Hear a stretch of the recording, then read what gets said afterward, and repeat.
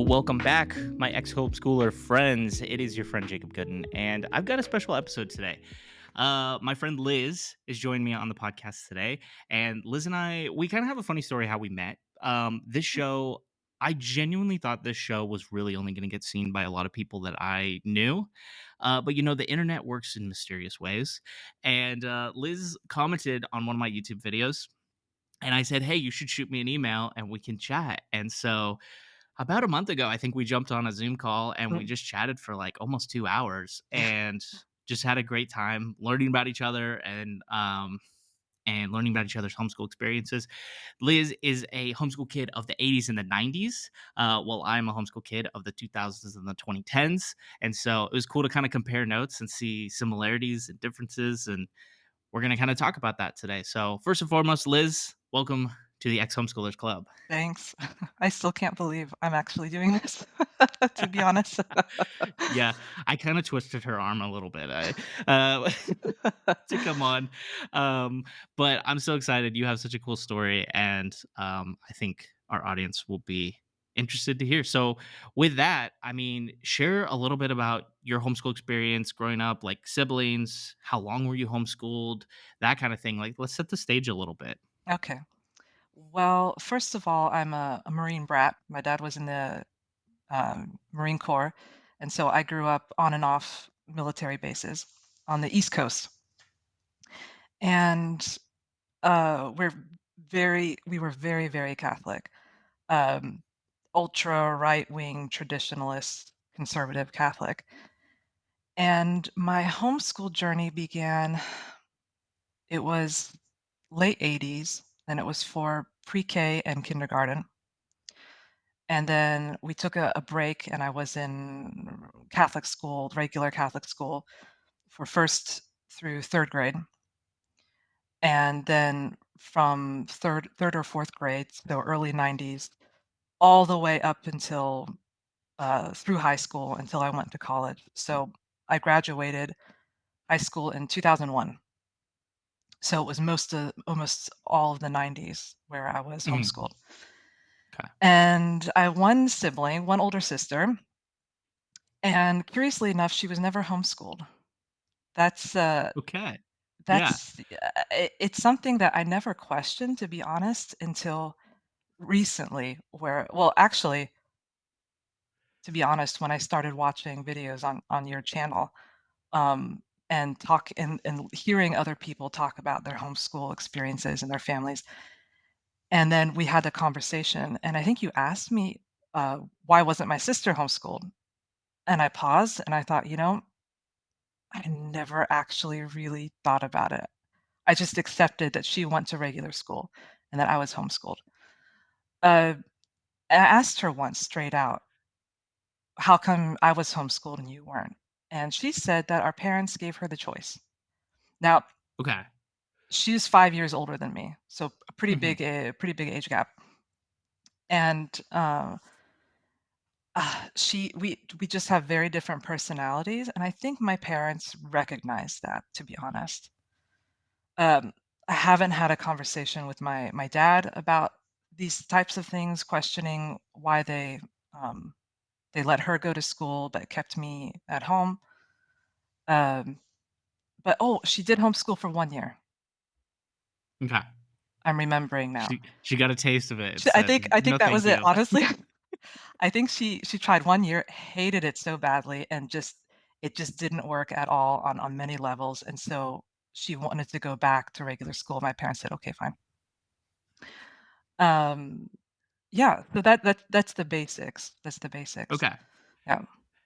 So, one of the things we chatted about and you had asked me about this when we chatted last was, like, because my homeschool experience was very I was involved with a lot of other homeschool kids, and so I still had kind of this semblance of, like, somewhat of a classroom at certain times and, like, things like that, and I'm trying to remember if you did or didn't. I remember you said you were a part of a homeschool group, but Yeah.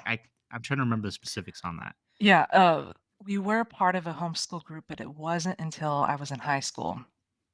Okay. Uh, so from 3rd grade to high school, we were on our own. And at one point when we lived on base, there was a family just a couple of doors down from us that did homeschool as well. But we did not coordinate at all. I mean, never. The only thing that we coordinated was our playtimes. We would all Right. be able to play together during the day and do at homeschool times when everyone else was at school. Right. Um, but it was very isolating until I was in high school, and, the thing was the particular church that we were at, that had the homeschool group, the homeschool community, oddly enough, just a fluke, a chance, there was nobody my age. The closest person to me was 4 years younger. So that means I was the only high schooler homeschooling Right. in the group. And in the group, they did organize a couple of group classes, like what you mentioned, like, once or twice a week, everyone in the same grade would get together and the parents would rotate, teaching different Mhm. things. But I never could do that just because, I was not the same grade. Right. I was doing completely different things. And because of that, I was just thinking this morning, actually, when I was thinking about the call we would have today and talking, I was reflecting on some things that I hadn't really thought about before. And I realized because I didn't have anyone my age I didn't have any peers essentially, Mhm. Right. homeschooling with me. And so I hung out with the moms like all the time. I had not really Yeah. thought about that before until recently. Um, and so I was in this very strange in between place where I was friends with the moms. Like, they would talk to me as if I were an older woman, like a young woman Right. or another one of the moms. They wouldn't, talk about different things when I was around, but yet sometimes I would hang out with the kiddos or, it's just a very strange in between place. Yeah, Yeah. it's a weird place to be Yeah. because, like, you're like, if you hang out with the kids, like, I don't know. I've hung out with smaller with groups of younger kids than me, and you tend to when you're the oldest one, you tend to be like the leader of the Oh, yeah. group, right? You're You're kind the of like the babysitter. You're the babysitter. default babysitter. Yeah, yeah, exactly. Yeah. And then hanging out with the moms, it's like that's a totally different conversation Oh, that yeah. to some degree Yes. you Mhm. can maybe relate to certain things, but other things it's like you're not a mom yet, like, Yeah.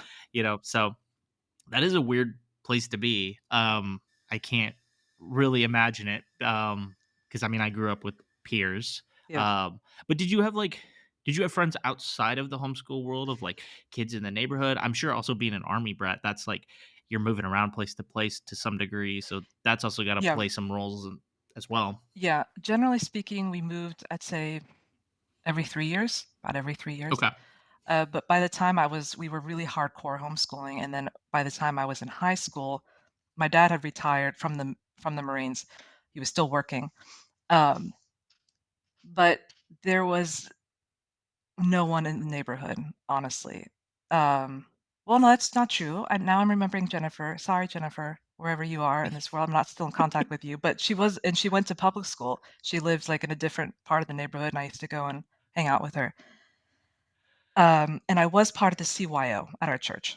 So Okay. that's like the Catholic, um, youth group for teens. Mhm. I'm trying to remember what CYO stands for. I think it's Catholic Youth Organization. At the time, um, it was difficult for me. I did not Yeah. have any close friends. I was the weirdo, to be honest. I was the only homeschooling high schooler in our youth group. And there was a few people that I was friends with casually, but, um, I mean, this was before the age where everyone had cell phones, so there was no, like, texting and stuff like that. But I never visited anyone's house, no one ever invited me over. I saw people at church functions and youth group activities, uh, and that was it. I think it's interesting too because I feel like by the time I was homeschool, I mean, I was in high school. It was 2010, 2014, and so I mean, yeah, we had cell phones, we had the internet, we had a lot of Mm, ways to connect, but also homeschooling was like it was just accepted in my hometown, like, there were Yes. so Yeah. many of us, Yeah, we talked about and that so before. Yeah, yeah. yeah, and so I can't imagine.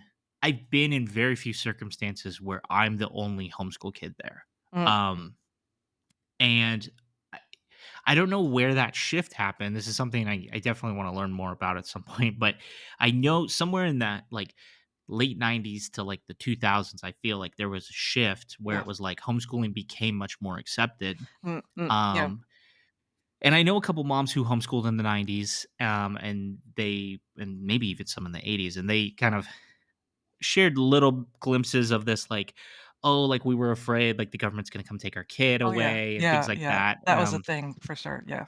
Yeah.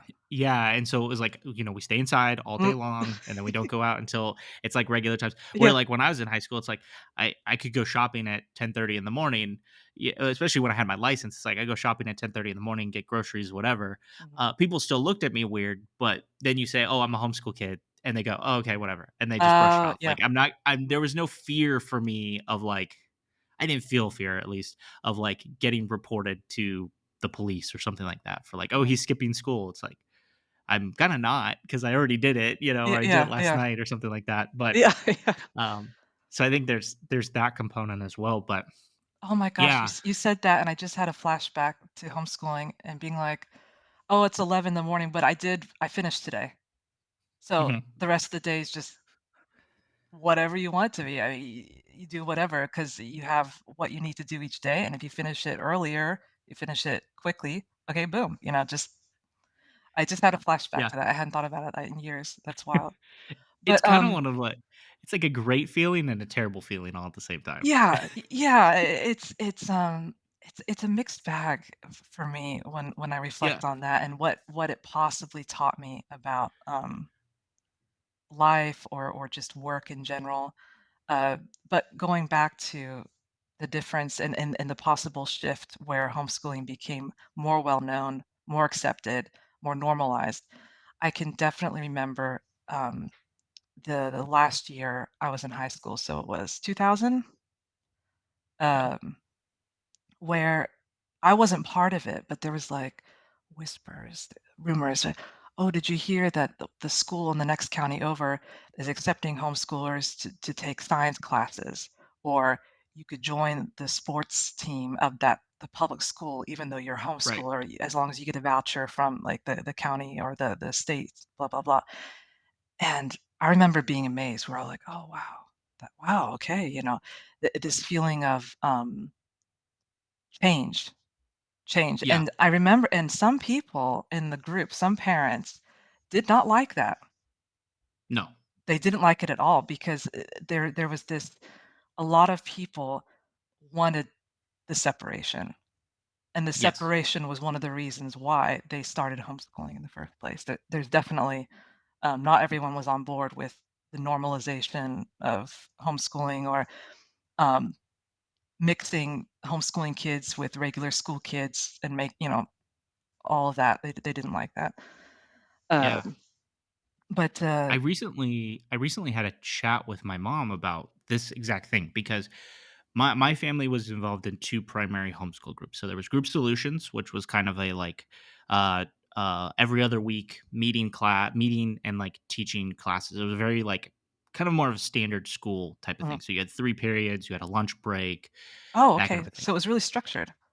Yeah, it was a lot more Okay. structured. A lot of Mhm. times it was more, they tended to be fun classes. I mean, there was still like you could go take a science class, but there was also a lot of just like home ec stuff or like here's like we did a games class where it was like we learned how to play a bunch of card games. And so it tended to be a little bit more, it was more about the socialization aspect, I feel like, than Okay. it was Mm. about the actual education, even though there was good education. It just was, um, I don't know. I think the focus was more on getting just actually giving kids more of a structured, like, here, be in a room together and learn Okay. how to interact with each other. Oh, So that's there was interesting. that. Yeah. And then we also were part of this thing called Achieve, which was the Association of Christian Home Educators of Ventura County. And Achieve was much more of it was kind of a support group for homeschooling parents.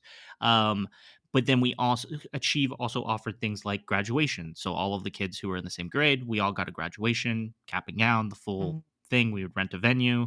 They did school dances, field trips, curriculum sales, like all kinds of stuff, and then a lot of support for the homeschool parents where they could go and just ask questions and help educate each other. Mhm. Um, and so, anyway, I bring this up to say Achieve had a very strong stance on what homeschooling was, and for them it was you are a private school and you build the curriculum, or not necessarily build all the, but you choose the curriculum for your students. A very traditional homeschool experience for your Mm. kids.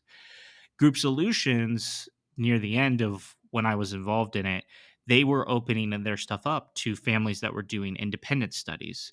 And in our area, it just looked like um, it was still the state school curriculum, but it was just you do it at home, right?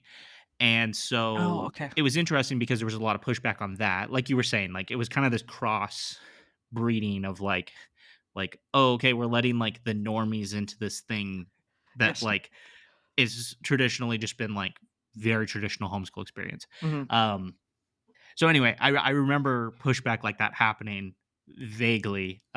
Hearing more about it now from my mom, who served kind of like in both capacities as like a Mhm. parent and advisor in both of those things.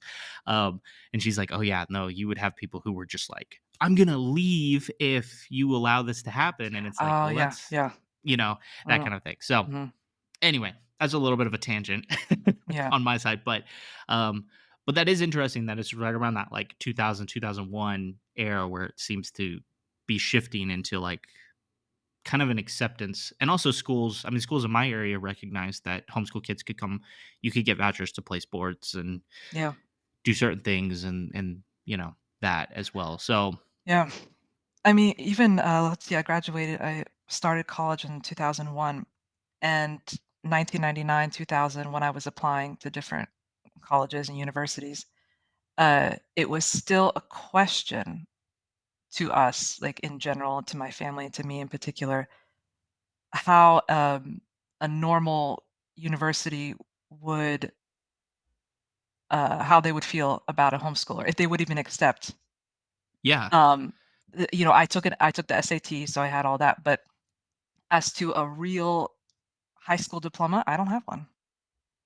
Mhm. So, I mean, I couldn't even today, if someone would say, "Well, prove to me that you graduated from high school, you have a high school education." Sorry, can't do it.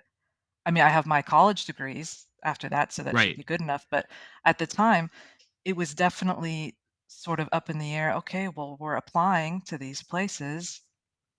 Will they accept the fact that I can do this and that I have a high school education? We don't know. And now, I mean, you could tell me if I'm wrong. I have the impression that colleges in the US don't care anymore.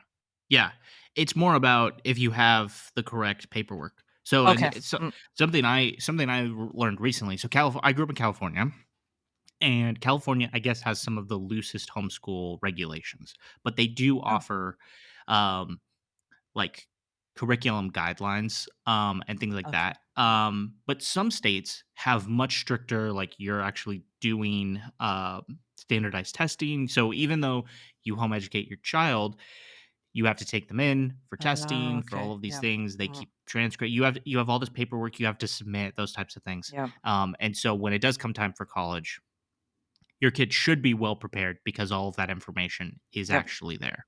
Okay. Okay.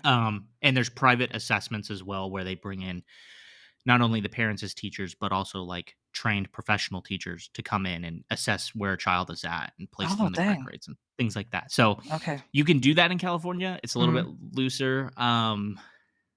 I don't know all of the specifics, so people do your own research. But yeah, that's something I was learning about. My mom kept transcripts for me, and had taken some classes to know this is how we need to structure it, and here's what he needs to get into college. And so Okay. she kind of, but she had started with that end goal in mind of like, if Mhm. I homeschool my kids, I want them when they graduate to be able to do what they want. So Okay. she got the help she needed to get me there. Yeah, Um, yeah, she had that structure and that goal, the framework in place yeah, to follow through with yeah. that for y'all. Yeah. Mm. But as far as, like, when I went and interviewed at the college or got on phone calls with them or anything like that, that never really came up as an issue. It was never anything. They just were like, "Oh, you have your transcripts? Great. Like, Okay. you did good in these subjects, you did poor in these subjects." It was just very, I don't know, it felt normal. Yeah. Yeah, yeah, yeah. Um, No, I think it is. I think yeah, it is now, honestly. At the time, for me, I ended up going to a religious university, and part of the reason for that was they didn't ask questions. They didn't okay. they didn't push too much to ask for transcripts or to be like, "Okay, so what did you actually do?" or "What were your grades?" Um, and that was one of the factors into why I went to that specific university. Let's talk a little bit about that transition then, like, into university. It's kind of like your first time out on your own. You're Oh out god, in the yes. free world, even though you're still kind of in, like, I also went to a religious university, so I was Mm, still kind of in that bubble of religion, but yeah, yeah. Oh, it for yeah, definitely was for yeah. eye-opening. Oh god, yeah, wow, yeah, the bubble was there, like I said, it was a very, uh, con I don't wanna say conservative, yeah, it was more in the conservative, but just religious. It was just very religious, it was Mhm. small university, they really heavily emphasized, students being in groups, like households and sort of like, I guess, religious versions of sororities and fraternities. That's how you would explain it. Okay. Yeah. Um, but still going into that atmosphere. My sister actually lived nearby, so I saw my older sister, almost weekly. I would see her around. Uh, it was hell. I was physically ill for a good, I'd say, good 6 months. I lost, like, 20 pounds because I couldn't eat. My system just, like, stopped working. I was so homesick. I remember I couldn't even sleep in my room, I shared, a dorm room, I lived in the dorm, and I'd take my pillow, my blanket at night, and I'd go down to the chapel because every dorm had a chapel. That's how religious this college was.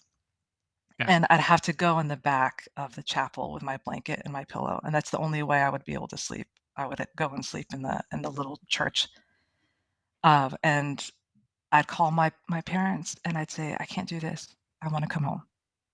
And it was my dad who said, "No, you're staying there at least for the 1st semester. You will come home for Thanksgiving." It was about a 6-hour drive from home. Mhm. Uh, Okay. so not impossible to get to, but, it wasn't like I was in the same town. Right. And so, and I had my sister and all of her, oh, I guess this is the part where I mentioned my sister was actually a nun at the time. So she was in a monastery that was nearby the university. So I was friends with all the nuns. Like all the nuns knew me. And oh, Liz is going through a hard time, so they would all be visiting me all the time. And it's like I had 15 or 20 older sisters, Uh-huh. watching out for me. Um, and it was just, I don't remember what finally clicked, because it did. It did finally click. I'd say in between Thanksgiving and Christmas, I was able to start eating again, being able to sleep normally, and then I was okay. And, I continued with my college life, but honestly, I'm trying to pinpoint exactly why it was so difficult for me to make the transition. The the classes weren't that hard. Academically, it was fine. It Yeah. wasn't it I was able to do everything. It wasn't, that wasn't the problem. Uh, I think the 2 big ones were just being away from my mom and dad. I mean, I'd spent up until then, I was 18 years old, and up until then, I had rarely even spent more than 2 or 3 nights away from home. I mean, it was just so intense to be without them, and I think it was also being with so many people my own age, and people were not mean. They weren't mean. I can't recall at college, I cannot recall one person being mean or weird about me being homeschooled. People I had it was rough in high school at the youth group. I had people, definitely, it wasn't bully territory, but it was, "Oh, Liz the weirdo," and, Right.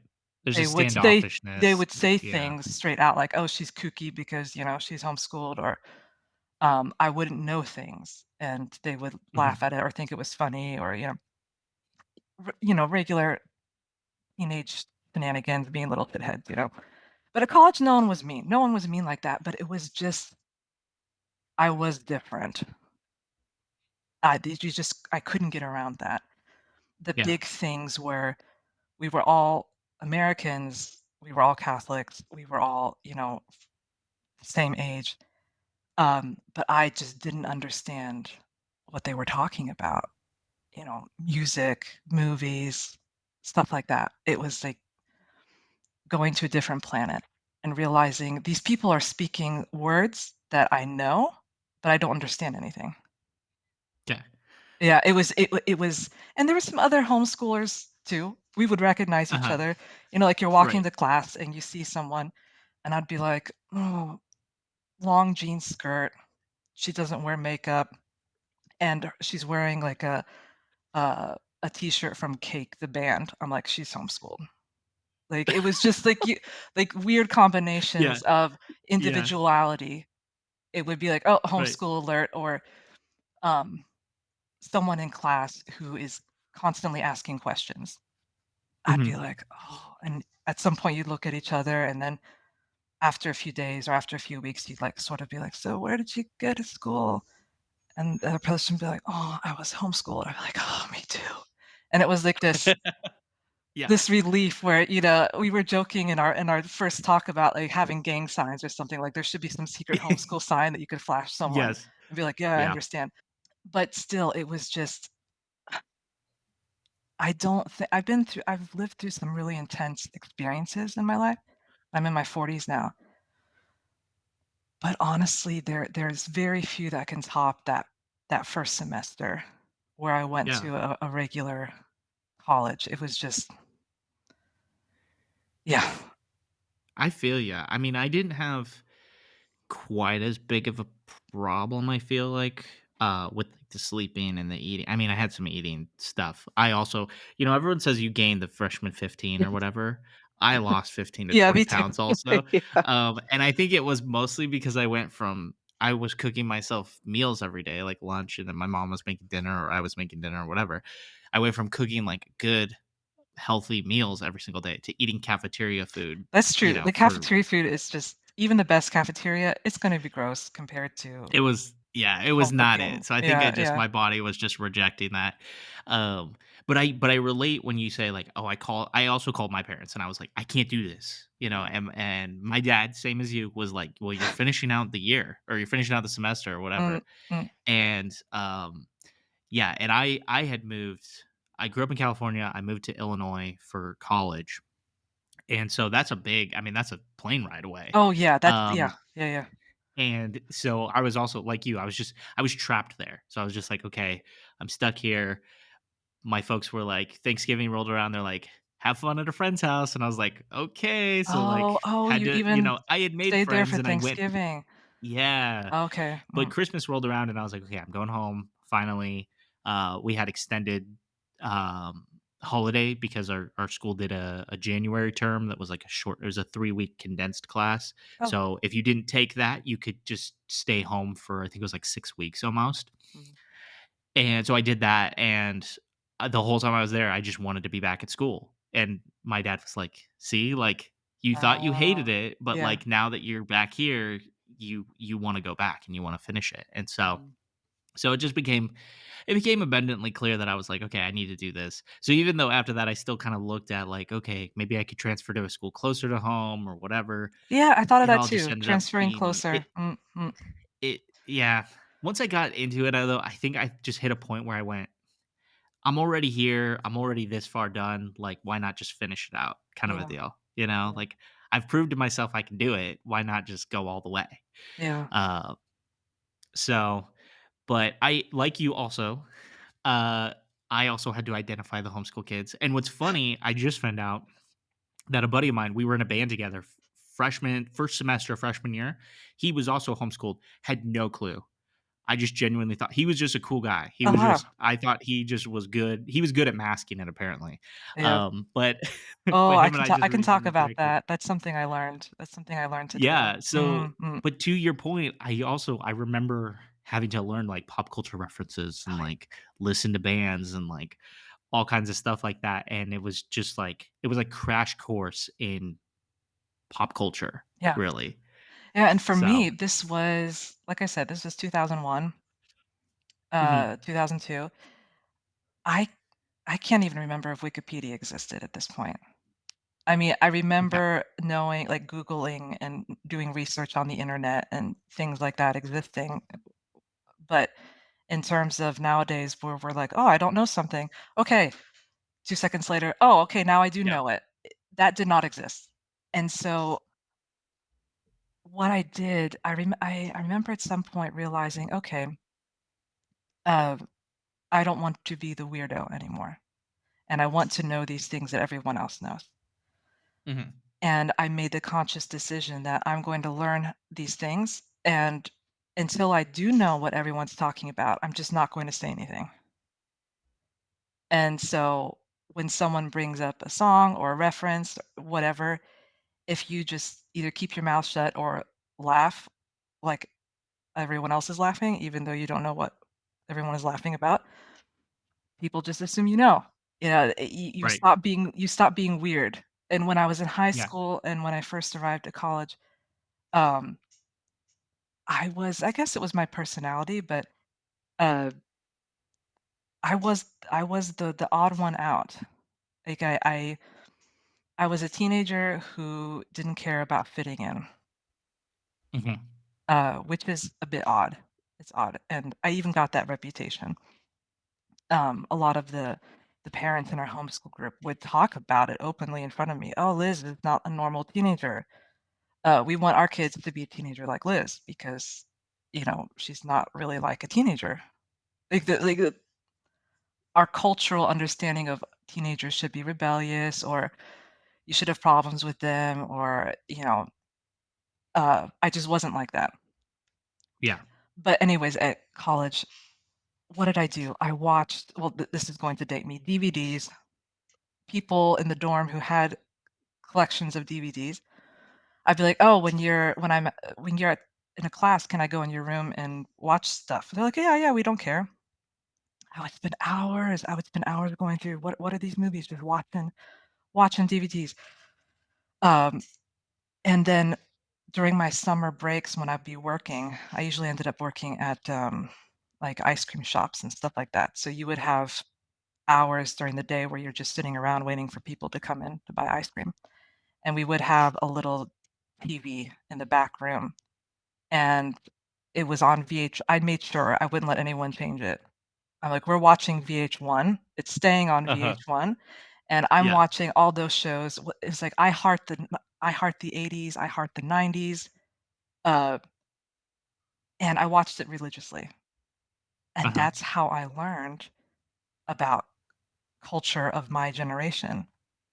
yeah, And now when I talk with people who are my age, I think I'm an elderly millennial. I think that's basically where I fall. yeah, My older sister is Gen X. okay, So there's a lot of Gen X things that I feel a part of, but basically I'm like the very oldest millennial, you know? Uh, and when I get with other people my age, or even people in their 30s, and we talk about stuff, and we all know these things, but I don't tell them that I know these things because I studied these things. yeah, Like, I decided I'm going to sit down and learn these right, things as if I yeah, were, like an immigrant or an English language learner or something. I'm like, right, "I learned your culture, and now uh-huh. you've accepted me as one of you." Well, and once you get kinda caught up too, it's like, well, then you become like, you then know how to do the research and recognize, like, things that are gonna be significant cultural, like, impact moments, right? So Yeah. it's like, Mm, once you've kind of learned that it's like, okay, like, Madonna's like a virgin, and then, like, in the '90s, it's like Friends is, like, massive in the '90s, and, like, all the yeah, you start to pick up yeah, all these things. Well, then as time goes on and you look at what's coming out today, it's becomes easier to kind of pick up like, okay, this is going to be really good. This is going to be really good. This is going to be big. Everyone's into this. Like, I don't know. It's different. Like, I don't know quite how to explain it, but it's because I don't know about you, but my parents didn't totally limit everything I watched and listened to, but they definitely had there was a stronger emphasis on like you're gonna listen to Christian music Mm, and you're gonna watch more PG content, I would say. yes.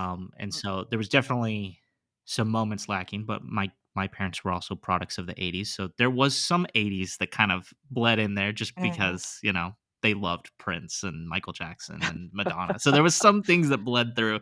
Yeah. But there was also a lot that was kind of like, okay, like what's the Christian version of that, right? Okay.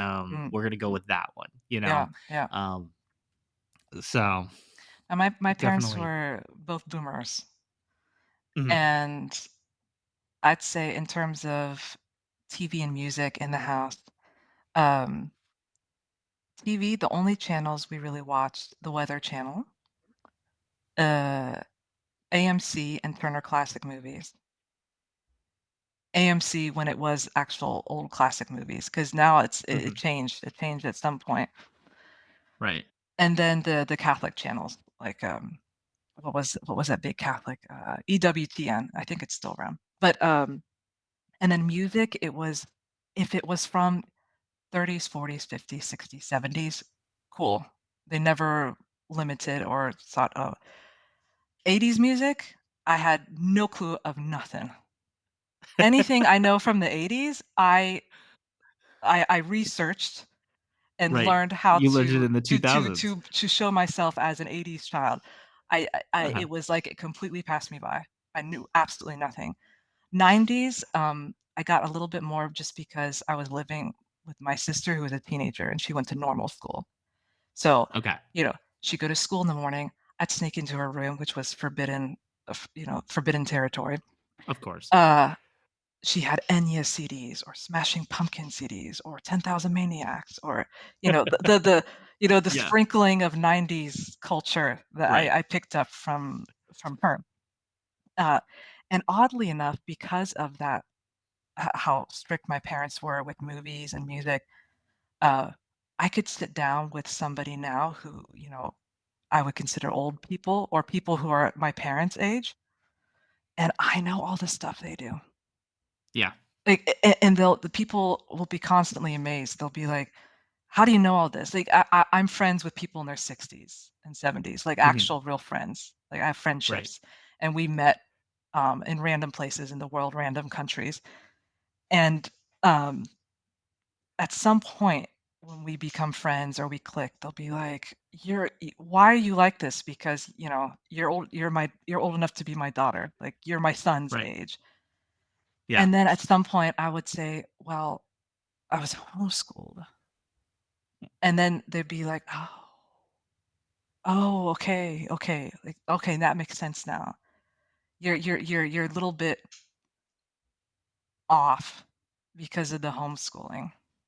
That's a weird Yeah, statement. I've brought it up on the show before of yeah. that, like, when someone kind of points something out that's a little bit different, and then you say, "Oh, well, I was homeschooled." And then it's just like, "Oh, okay."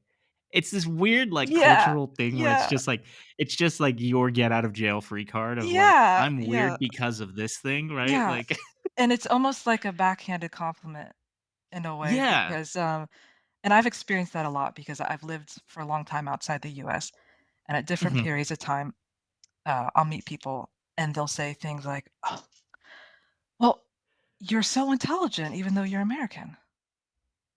I'm like, "Oh, well, thanks, I think." Or, they'd be like, "Oh, you're American, but you're not fat." I'm like, yeah, okay." And it's the same way with homeschooling. There's, Mhm. um, the people I meet who know or have experienced the homeschooling world, and there's this instant understanding with them, like, "Okay, we get it." Even if maybe they were secular homeschooled, maybe it wasn't so Right. religious, but still there's this level of understanding. Uh, but if someone has never had anything to do with that world, especially if they're older. I think now people who are more your generation or younger, I don't think they correct me if I'm wrong, but I feel like they don't see it as such a weird thing. I don't know if it's more normalized now or not. It's still a little bit fringe. It's that's a good question. I mean, I get the like every now and then I get someone who's like who something weird happens and I go I was homeschooled. You know, something weird gets brought up like, "Oh, I used to be a mime," right? And then I'm like, "Oh, well, I was homeschooled," right? And they go, "Oh, it just explains that, right?" It's just like a slap a band-aid on it and be Uh, like, "Okay, that just it just I get it," you know? And then other times people go, "Oh, I would have never guessed that," right? And to kind of what we've been talking about is like I think part of it has to do with when I got to college and I decided I want to work in the entertainment industry. I also just did a lot of research on like I wanted to understand everything. mhm.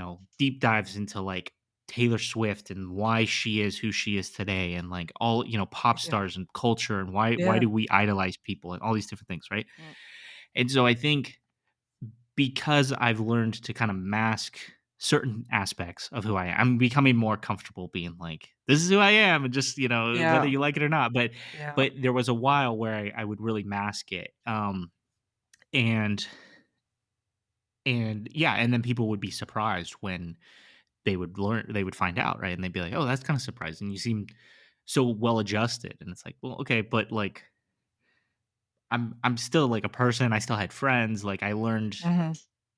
what is your idea of home? It really boils down to kind of trying to figure out what that person's idea of homeschooling is, right? Yeah. And when they talk about it, it's like for a lot of people, I think they think of isolation and they think of, oh, you went to prom in the basement with your sibling and Or you didn't have prom and like me. yeah, or you didn't have prom, Yeah, yeah, yeah, or, yeah. your education was just watching videos on Oh, PBS yeah, and, yeah, Magic School Bus and things like that, and, yeah. or you just learned, like, your mom taught you all of, like, how to run a household, so you know how to do laundry and chores and cook and all that stuff, but you don't actually know how to, like, do math, and, it's like, stuff like that, I think when you I've just learned you have to kinda start to talk people down from the ledge of like, "Well, what is your understanding of homeschooling?" And then let me, like, kind of Yeah. re-educate you on, like, Mm, here's actually what's happening. And of course, there will always be stereotypes around it, but of course, when yeah. you can back people off of the, like, "No, we're not all quite like that," it Yeah, becomes a little bit easier. yeah. So I should also say, I mentioned that I live outside the US. I've been here in France for, almost 15 years now, mhm, and, the homeschooling thing really only comes up when I'm talking to North Americans, Americans, m'kay, Canadians. British people that I don't really I'm not going to say too much because I know very little about homeschooling in England, but it's never come up in any conversations I've had with, people from the UK. But people here in France or Italy or yeah, I work a lot with different people from different Western European countries. Uh, First of all, a high school never really comes up, but when it right, does, uh, usually they want to know something about a movie they saw, an American movie that had high school in it, and so they ask me as the American that they know in their life, "Oh, I have a question. Is this real? Like, does this actually happen, the things that I see in movies and TV shows?"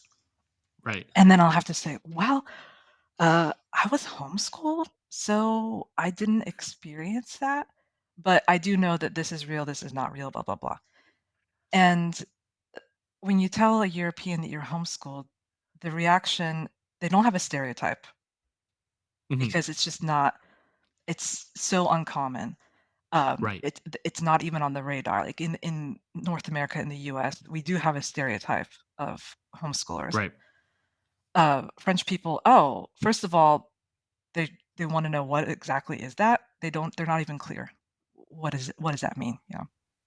And I try to explain it to them, and I did some research. I talked to someone at my job once, because I brought up me being homeschooled, and I thought it was illegal in France, and it's not illegal, but it's just very difficult to get the approval, to Yes. homeschool. It has to be for very serious reasons, usually something about the health of the child, or um, if they have really severe issues that um, makes it much harder for them to be in a classroom with other kids. And you have to go through this whole process of being approved by the government, and a lot of paperwork. Well, it's France, of course, there's paperwork, but um, they just don't know. So Mhm. when it will pop up randomly in conversation, I was homeschooled. Oh, okay. And then everything moves on. There is Right. no reaction. There is no um, assumption. Whereas when I'm talking to Americans, immediate. Like you said, Right. there's the people who have that strong stereotype, and there's people who maybe know a bit more about it. But I think that has contributed to me sort of um, not burying the fact that I'm homeschooled, but just forgetting that that even really is a part of me. Yeah. And that was one of the things that surprised me when your channel popped up, the almighty algorithm of YouTube. I can't even tell you how or where or why I saw Ex-Homeschoolers Club. And usually in the past, I've never been big about being like, "Oh, homeschoolers, I wanna know about this," or, uh, for whatever reason, I clicked on it, and then I listened to a few things and a few of the interviews you had, and people were talking about being a homeschooler, an ex-homeschooler, and suddenly I was like, "Oh my god, I'm not the only one," or maybe I have this thing, and it's not just because it's a Liz thing, but it's a homeschooling thing, and there's thousands of other people in the US who are like me, and I never Yeah. even for whatever reason, I never even thought of the possibility of that.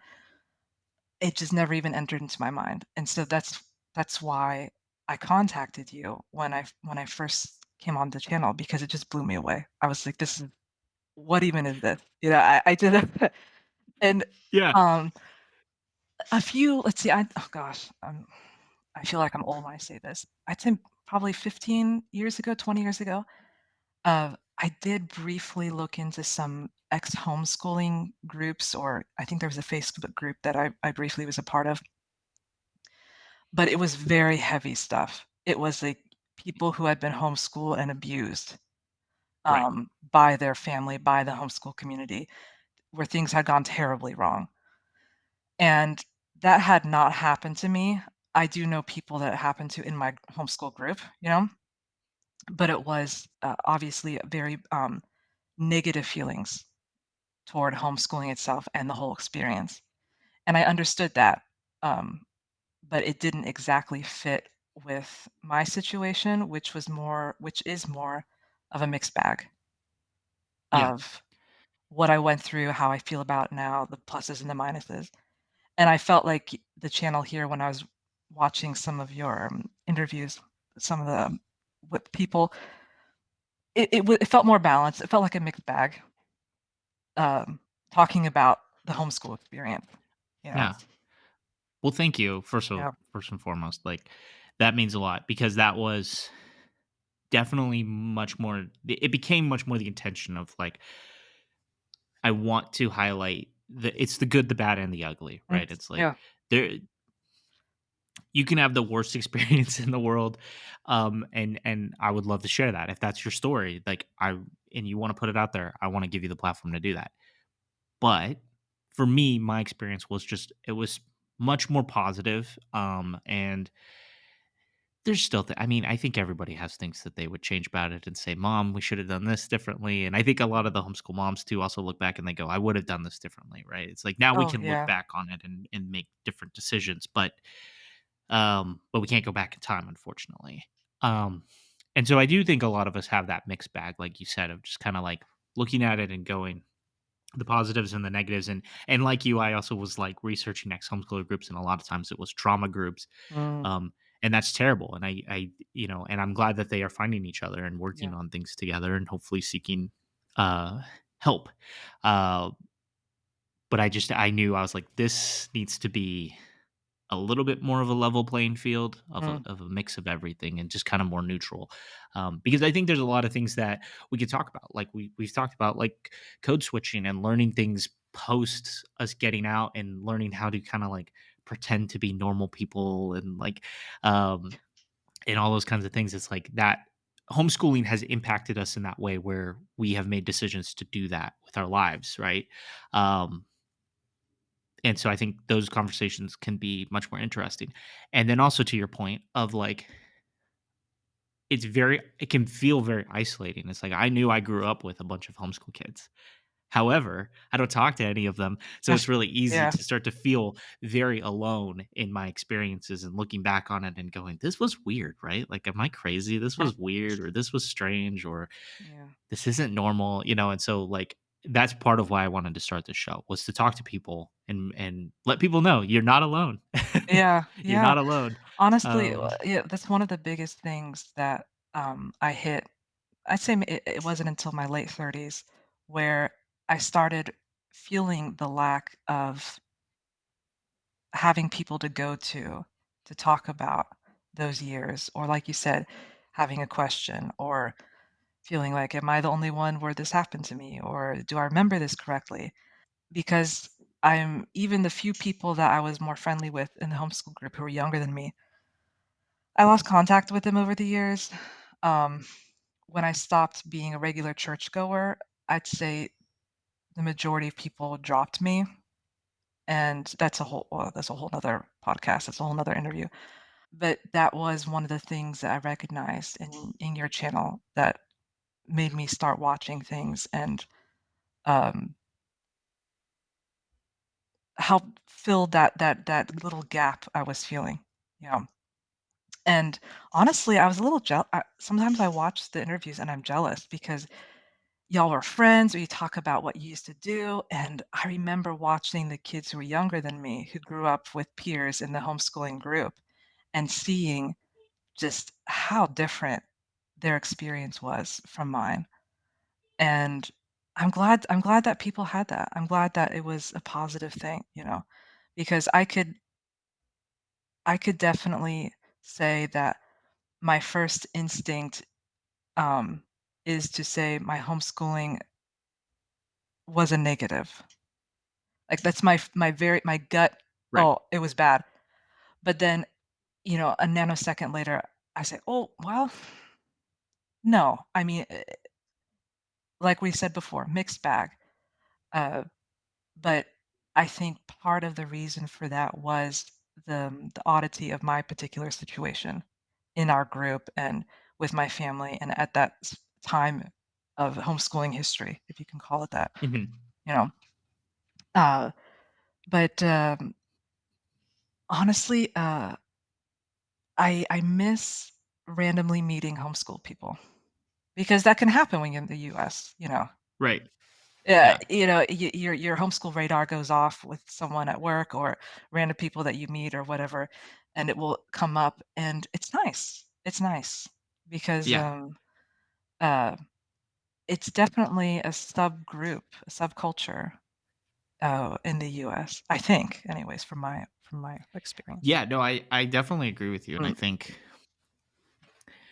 to your point, you brought this up earlier. It's like, yeah, we need to figure out our gang signal or some way to signal to other people A because pin a you didn't run pin into or people a way exactly. of Yeah, I tying a mean, scarf or something weird, I don't know.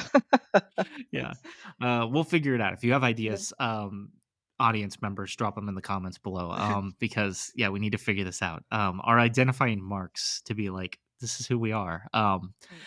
But yeah, I think yeah, that's why again, I wanted to do this show because I felt like I also, like you, kind of left religion and left that community that's built there, right? It's like religion is can be your whole world. It can be your whole community and everybody you know. And when you leave it, it can be really hard because I would say Yes. 9 times out of 10 that community just leaves. They Yeah, don't want yeah. anything to do with you after that, Mm. or you don't want anything to do with them.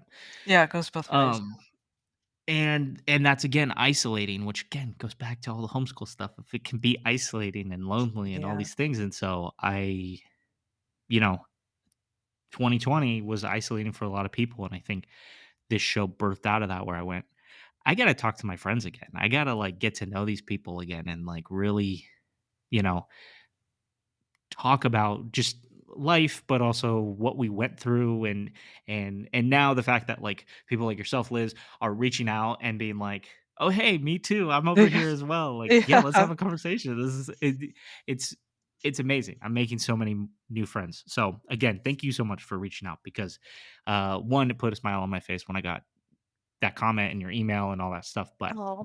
I also was like, oh my gosh, I have to talk to this person. This person like has just I don't know. I was like, I need to hear this story. That and I'm thankful that you wanted to come on and share a piece of your story with the audience, and hopefully give for those of us that were a little bit later in the homeschool group, kind of a glimpse into the 80s and the 90s of Mm. homeschooling, um, and and who you are today. So, I mean, I'm trying to think of what else to ask you because there's so many other ways to go, Yeah. but yeah, I'll just say that. Thank you for so much for coming and sharing. Is there any, I don't know, story or thing that is as we've been talking has popped in that you're like, "Oh my god, I gotta leave the people with this." Well, this popped up. Okay. It's not funny, but it came into my head in the minutes before we started the call because I was nervous and thinking, "Okay, well, what can I talk about?" Or if he asked me about this or that. And you brought up 2020 and, the COVID situation, a lot of people isolated. And during that time, for a couple of months, my 2 oldest kids, were at home. They usually go to school down the street from where we live, but the schools were on lockdown here in France too for a while. And so the teachers were emailing, "This is what you do on the books." And, um, it was a moment where I clicked into, like, Liz the homeschooler. I knew how to do this. I do, I studied education. I have a master's in education, and I did spend a few years, teaching, and I'm still in sort of an education adjacent field with my job. And it was just like riding a bike. Uh, but at the same time, I had a very clear understanding that I don't want to be riding this bike. Right now, I'm being forced to do this. But um, honestly, it gave me a new appreciation of, I don't know if you want to call it strength, perseverance, whatever, of our parents, especially usually our moms, because our moms are usually the ones who had who bore the brunt of the education homeschooling. Because I did not have the patience. I mean, it drove me bonkers. I don't know if it was, Mhm. of course, there's the added stress of the pandemic, and I actually had a baby during a lockdown during the pandemic, so I had that too. My third was born during that time. But it was just another reminder of the mixed bag of Yeah, homeschooling and going through periods where I'll be angry or I really will be more negative towards the adult in my life who made decisions during that time and who uh, raised me in that specific bubble. But then something will happen later in life. And as you grow, as you're an adult and you experience these different life things, you'll look back and something clicks and you realize, okay, I definitely learned something from this. Or you appreciate or you realize how hard it was for the grown-ups because we only see yeah, it through our lens as kids, and we're looking back at the experience, but it's really only part of the story. right. And as I get older and as I'm a parent, um, with my own 3 children, even though they go to regular school, uh, my homeschooling background does keep on coming up, and it makes me appreciate or, um, have less patience with regular school or the way things are done, but just overall, it's a part of who we are as ex-homeschoolers, and I really think as we go through different steps in our life, whatever that may be, whether we have kids or not, uh, I would just encourage people and I've watched a lot of the interviews, so I think most of the people you've talked to, I get a feeling are really, um, in tune to learning things and paying attention to where they've been and, what's going on.